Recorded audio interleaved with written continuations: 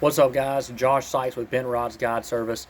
Today we're going to look at an in-depth look at anything and everything you need to know about trap fishing out here on Toledo Bend and Sam Rayburn. You know, in East Texas, it's a staple. Come January, February, water gets cold.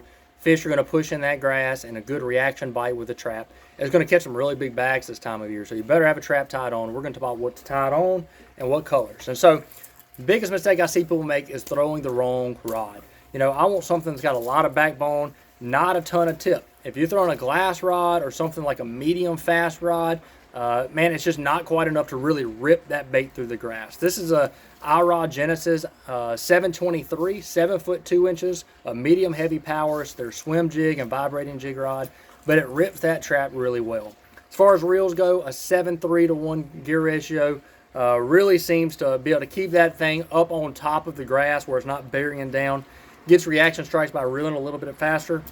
And then line, a good 17 or 20 pound fluorocarbon line. This is Seaguar Braze X, but any good fluorocarbon line. Braid just seems to rip the bait away from the fish. Mono's just too spongy. It doesn't rip at all through the grass. And so I'd like this fluorocarbon line as far as that goes. Now, when fishing a trap, one thing that's a lot different than any other style bait is, man, it's a lot of complexity when it comes to trap fishing. You know, most style baits, I'm going to keep it pretty simple with my colors and my brands, like crankbait jigs, soft plastics. You know, I just got a few things that I have confidence in that I'm going to throw every single day. But traps, man, you got to have them all. Like, some days they're like a red rattle trap. Some days they're like a gold 6 cents quake. Some days they're like a Rayburn red eye shad. And so I've got a lot of traps tied on this time of year, and I'm covering water and I'm picking up different traps until I'm starting to see which one they're really eating for that day. And so some of the ones that I throw in colors, first of all, is going to be just a regular old rattle trap.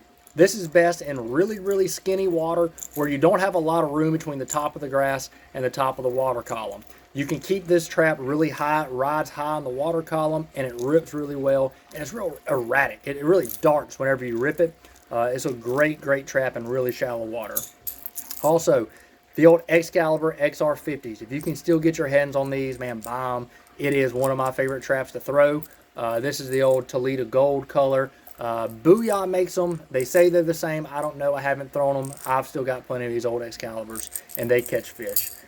A 6 cents quake. This trap, what sets it apart, if you look, the nose is a little bit wider than most traps. It deflects off of wood a little bit better, and it doesn't hang up on wood nearly as much as most of your trap style baits. So I throw this when I'm around timber. The old 6 cent snatch, the first trap that 6 cents came out with.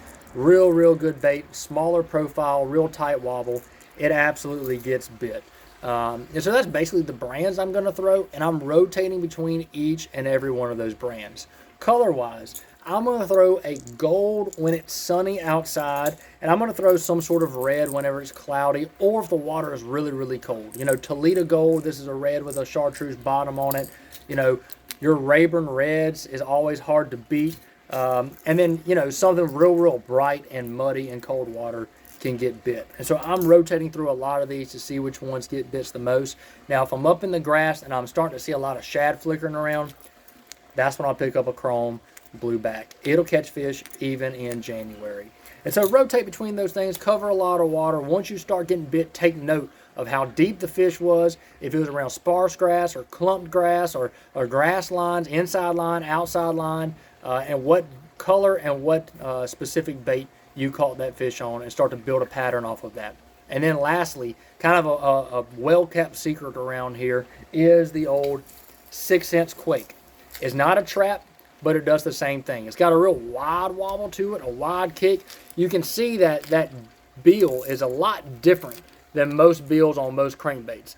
That bill right there really comes through grass really well, and it rips like a trap. And so if they get off of that trap bite, but I know those fish are still in the grass, I'm always going to throw this 6 cent swank up there as well, just to see if I can get some reaction bites. And typically, man, that thing gets some big ones as well. And so I fully expect the next 2 months that trap bite it's already kicked off, and just to continue to get better. And so pick up a rattle trap, throw it this time of year, man, I guarantee you're going to catch some good fish.